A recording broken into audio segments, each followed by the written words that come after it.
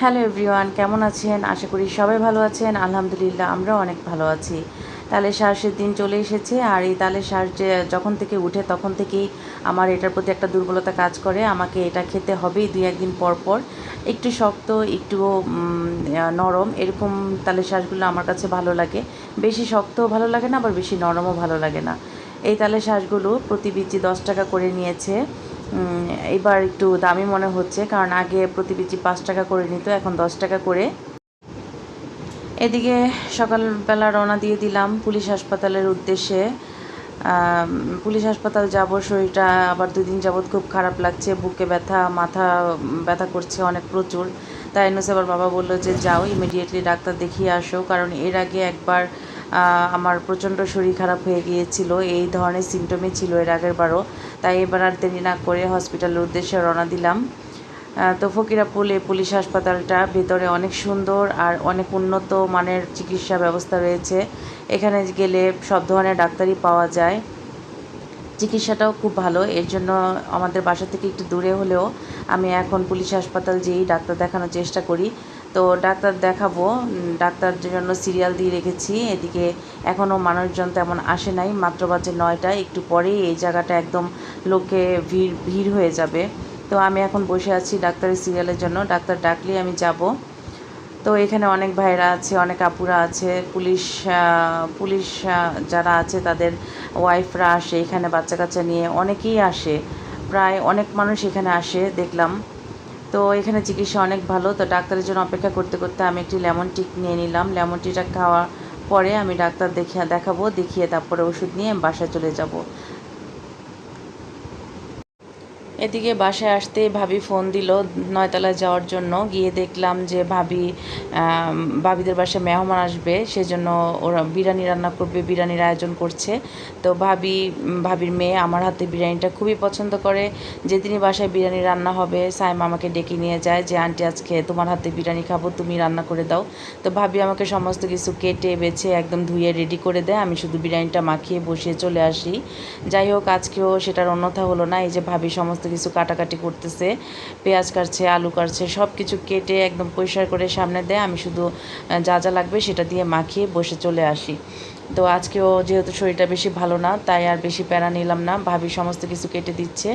এদিকে আমি মুরগির মাংসটা বসিয়ে দিব, আর এখানে ডিমের ভুনার জন্য ডিম সিদ্ধ করতে দেওয়া হয়েছে চুলায়। তো আমি এখন মুরগির মাংসটা সুন্দর করে ধুয়ে ঝরিয়ে নিলাম। এখানে ২.৫ কেজি বড় খাসি মুরগিটা আছে, এই খাসি মুরগি বিরিয়ানিটা অনেক ভালো লাগে ফার্মের মুরগির চাইতে। তো এই মুরগিটা সুন্দর করে ধুয়ে ঝরিয়ে দিলাম। বিরিয়ানির মধ্যে আলু না হলে চলেই না, সেজন্য বড় বড় করে আলু কাটা হয়েছে। আলু আর পেঁয়াজগুলো সুন্দর করে আমি ধুয়ে দিচ্ছি, এগুলো ভাবি এখন পেঁয়াজগুলো কুচি করে নিবে, আর আলুগুলো আমি এভাবে সুন্দর করে ধুয়ে উঠিয়ে নিব। আর এদিকে আরেক ভাবি আহেরির মা, উনি পেঁয়াজগুলো কাটাকাটি করছে। আজকে সবাই মিলে হাতে হাতে কাজ হচ্ছে, ভাবিদের বাসায় আজকে অনেক মেহমান আসবে, সাথে আমরাও খাবো, এর জন্য আজকে সবাই মিলে হাতে হাতে কাজ করতেছি। ভাবি এখানে পেঁয়াজ কাটছে, আর ওদিকে আমি মাংসটা এখন বসিয়ে দিব। মাংসটা আমি একটা বড় হাঁড়িতে নিয়ে নিলাম যাতে নাড়াচাড়া করতে সুবিধা হয়। এখানে আমি প্রায় ৩ টেবিল চামচের মতো রসুন বাটা দিয়ে দিব, আরও দিচ্ছি ২ টেবিল চামচ আদা বাটা, তারপর দিয়ে দিলাম ৩ টেবিল চামচ কাঁচামরিচ বাটা। প্রথমে ৩ টেবিল চামচই দিয়েছিলাম, তারপর ভাবি বলল আরেক চামচ দাও, যেহেতু এখানে আমরা গুঁড়ামরিচ ব্যবহার করব না, বাটা কাঁচামরিচটা দিলে এটার ফ্লেভারটা অনেক সুন্দর আসে, সেজন্য পরিমাণ করে ৪ টেবিল চামচ কাঁচামরিচ বাটা দিয়ে দিলাম।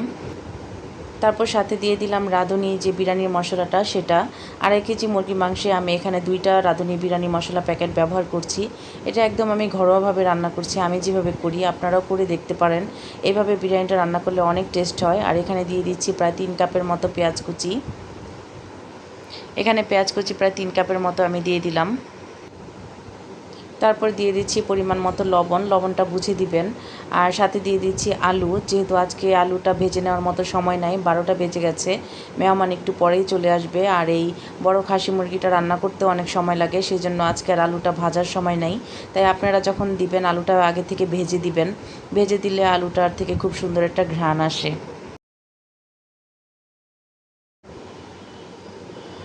আলু দেওয়ার পরে এখানে দিয়ে দিচ্ছি ৩-৪ চামচ ধনিয়ার গুঁড়া,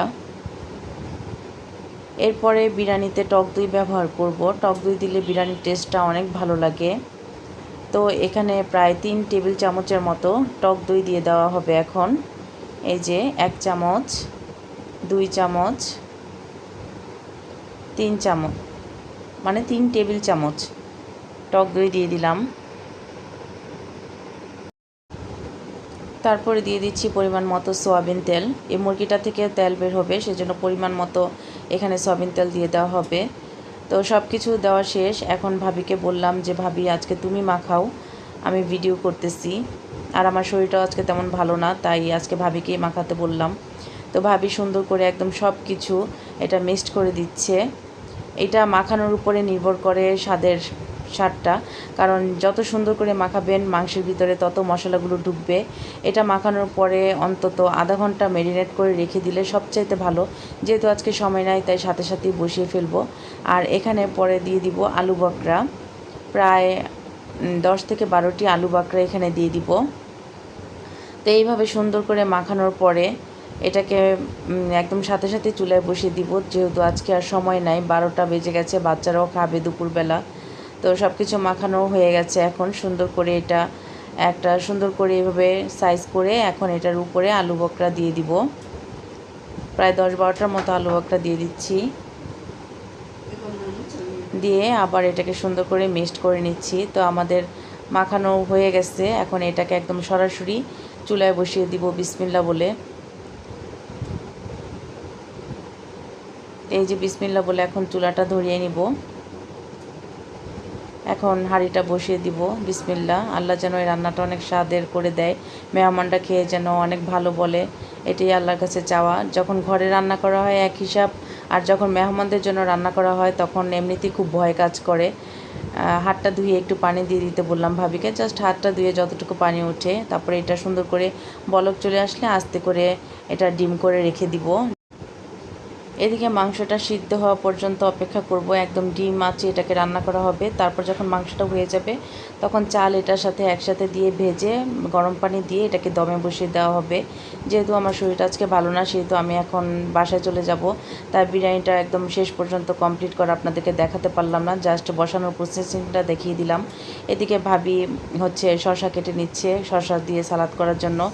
আর ভাবি সাইমার মা ভাবি চলে আসছে, এখন একটু পান বানিয়ে দিবে, পান খেয়ে আমরা নিচে চলে যাব। তো আজকের ভিডিও আর বড় করব না, যেহেতু শরীরটা ভালো না আর ভিডিও করতে ইচ্ছা করছে না। তো আজকে এ পর্যন্তই। আমাদের জন্য দোয়া করবেন যেন পরবর্তীতে আপনাদের জন্য নতুন নতুন কিছু ভিডিও নিয়ে আসতে পারি। আজকে এ পর্যন্তই। আল্লাহ হাফেজ।